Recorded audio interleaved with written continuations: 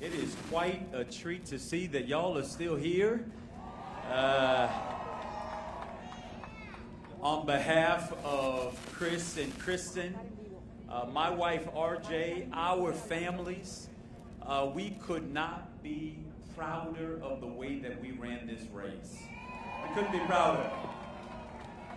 We could not be more thankful for the support that was shown by each and every one of you all the way along this path. We recognize that, we didn't win it tonight. We didn't win this transaction. But I want y'all to know that is just it, a transaction. That what we believe in still holds true today. I gotta tell you, as I stand here on the highest of 7 hills in Tallahassee, Florida, the campus that gave so much to me and to my wife RJ. Many a days for those students who were around when we were here as students, we marched plenty of times from this very set up to the Capitol. We let our voices be heard. We didn't shrink from the challenges. We didn't shrink from power. We spoke truth to power. And just because we didn't always come out victorious, we didn't retreat. We stood up. We stood strong. We spoke out because we recognized that we had power too. Earlier this evening, I called Mr. Ron DeSantis and congratulated him on what we expect will be him as the next governor of the great state of Florida. But I want you to know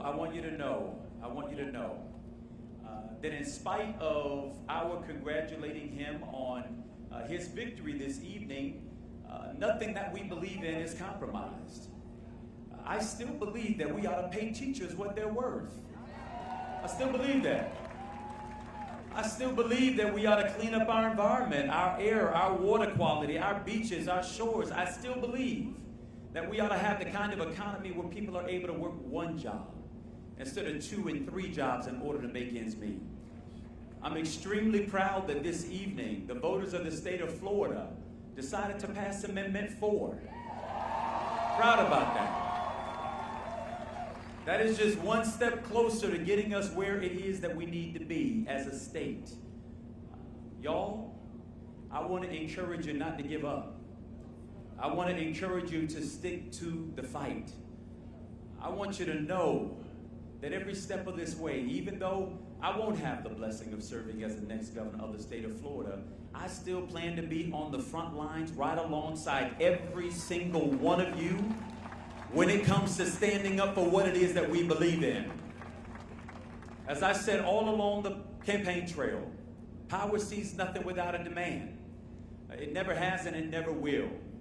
We still have to be willing to show up every single day and demand our seat at the table. We got to be willing, inside of elections and outside of elections, to say that our voices still matter, that we still have relevance. I still believe and I still trust the voters.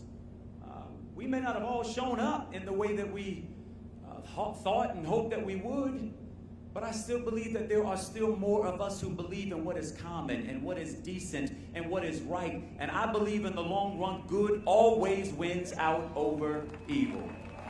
I still believe that. Many of you all along the trail heard me talk rather repeatedly about my grandmother. Someone pointed out that she was a real winner of the governor's race. My grandmother, who poured so much into us, because my mother and father, as I would often share, would have to get up so early in the morning and go off to work. They would load us up in the car and take us over to my grandmama's house where we would sleep just a little bit longer. And my grandmother would often have a ritual. It was a 2-step ritual.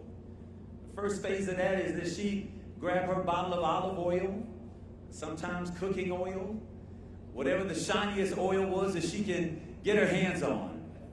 And she would build a cross across my forehead. It was her way of sending us out into the day with a blessing that no harm would come our way. And then she would have this refrain. where she would say, boy, go to school. Mind your teachers. Get your lesson, and one day bring that education home. She would say, bring it home for your little brother and your little sister who don't know what it is yet. Bring it home. Bring it home for that little boy down the street that you play with. God knows where he's going to end up. Bring it home. She said, bring it home for your mama and for your daddy who get out there every single day, going to work on somebody else's job in order to keep a roof over your head and clothes on your back and food on the table. Bring it home. As I shared with you on the campaign trail, I didn't always know what my grandmother was trying to communicate, but I would come to learn that what she was saying is that it wasn't just about me. Y'all, I'm reminded this evening that it is not about me. That it's not about my wife, not Chris King, not Kristen.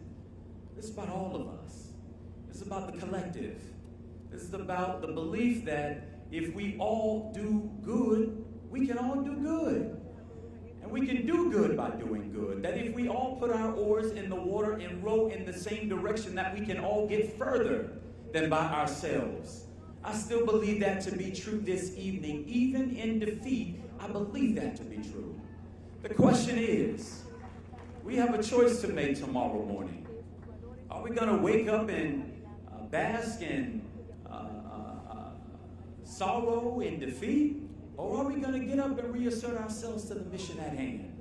Are we going to get up and fight for the things that we believe in? Are we going to get up and say that we still deserve our seat at the table? Look, I said before that I believe that we have to have a table in this state that is long enough, that is wide enough, that is deep enough to fit all of us. I still believe that we got to have that table. But y'all, we just going to have to do a little bit more work in order to build that table. We're going to have to do a little bit more in order to make our way to it. If there's not a chair there for us, let's pull up our own folding chair. Let's make sure that people know we plan to have a seat at this thing and that we will not be ignored, that we will not be pushed aside, that we will not be pushed into the shadows anymore, that we're here and that we are here to stay. Y'all, I have to tell you, I am blown away by the volunteers that joined with us on the trail. I'm blown away by you. This was from the very beginning an extremely, extremely difficult task. I sincerely regret that I couldn't bring it home for you.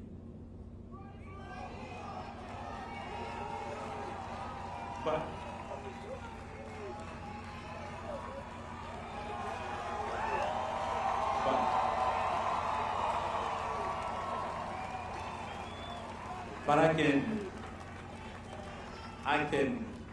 I can guarantee you this. I'm not going anywhere. We're going to fight. We're going to keep fighting. We're going to keep working. We're going to keep believing. And in all of that, I believe that ultimately we will be victorious. We will be victorious. So I want you to know on behalf of our families that we're so appreciative and thankful for you. And we want you to know that we're going to continue to lift our great state in prayer. We're going to lift our great nation in prayer. And we believe at the end of the day that we, not us, but we will still have the victory. God bless you. God keep you. And God bless the state of Florida and this great country that we get to call home. Take care, everybody.